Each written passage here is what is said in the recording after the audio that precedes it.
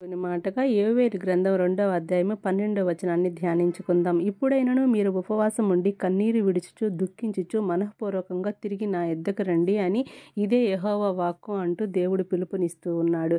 దేవుడు యోవేలు ద్వారా ఇంతకు ముందు మీరు ఉపవాసం ఉండకపోవచ్చు, ఇప్పుడైనను నీవు ఉపవాసం ఉండి దేవుని వద్దకు తిరిగి రమ్మని చెప్తున్నటువంటి మాటలుగా గుర్తించాలి. మనం యోవేలు గ్రంథం 1వ అధ్యాయంలో చూస్తే ప్రజలు పంటలతో నష్టపోయి వారు అన్ని విధాలా నష్టపోయి దేవుని వద్దకి మనఃపూర్వకంగా తిరిగి వచ్చినట్లుగా మనం చూస్తూ ఉన్నాం. దేవుని వద్దకు నువ్వు తిరిగి వచ్చే వ్యక్తిగా ఉండాలి. ఉపవాసం ఉండి దుఃఖించుచు మనఃపూర్వకంగా వచ్చి దేవుని దగ్గర స్థిరమైనటువంటి విశ్వాసంతోటి స్థిరమైన ప్రార్థనా జీవితం కలిగి ప్రభువు దగ్గర జవాబు కోసం వెతికే వారముగా ఉన్నట్లయితే ఆయన మనకు కృపను విమోచనను ఇస్తానని వాగ్దానం చేసిన దేవుడు నమ్మదగిన దేవుడు అని గుర్తించండి. ఈ దినమైన మనం మనఃపూర్వకంగా దేవుని వద్దకు వద్దాం. Thank you. Praise the lord.